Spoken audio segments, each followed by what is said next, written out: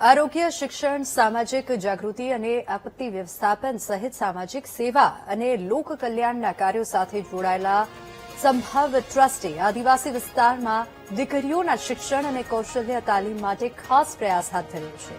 સંભાવ ટ્રસ્ટે બનાસકાંઠાના અમીરગઢ તાલુકાના વિરમપુર ગામે દીકરીઓને શિક્ષણની સાથે કૌશલ્ય તાલીમ અને ડિજિટલ સાક્ષરતાની સાથે તે આત્મનિર્ભર બને તે માટે પ્રયત્ન કર્યો છે. પ્રધાનમંત્રી મોદીના આત્મનિર્ભર ભારત સંકલ્પને સાકાર કરવા સંભાવ ટ્રસ્ટે વિરમપુર ગામે દીકરીઓને શિક્ષણની સાથે સીવણ અને અન્ય વ્યવસાયિક તાલીમ, કમ્પ્યુટર અને ઇન્ટરનેટના ઉપયોગની તાલીમ આપીને દીકરીઓને આધુનિક યુગ સાથે જોડવાનો પ્રયાસ કર્યો છે. આ દીકરીઓનો આત્મવિશ્વાસ વધારવા અને સામાજિક પડકારોનો સામનો કરવા માટે સંભાવ ટ્રસ્ટ વિશેષ સત્રો યોજે છે, જેમાં ધોરણ 6 થી 12 સુધીની દીકરીઓને શાળામાં વિનામૂલ્યે શિક્ષણ આપવામાં આવી રહ્યું છે, જેના કારણે શાળામાં અભ્યાસ કરતી નાની નાની દીકરીઓ આજે ચણિયા ચોળી, બ્લાઉઝ, ટોપ અને કુર્તીઓ બનાવી રહી છે.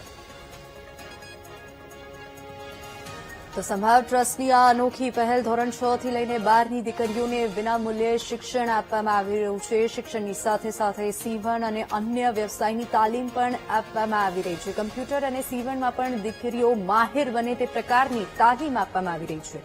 શિક્ષણની સાથે કૌશલ્યની તાલીમ આપવામાં આવી રહી છે, જેની તસવીરો પણ સામે આવી છે.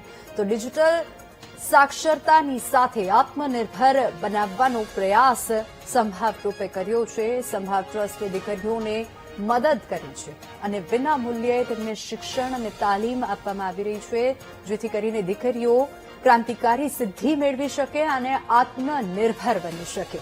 સંભાવ ટ્રસ્ટની આ અનોખી પહેલ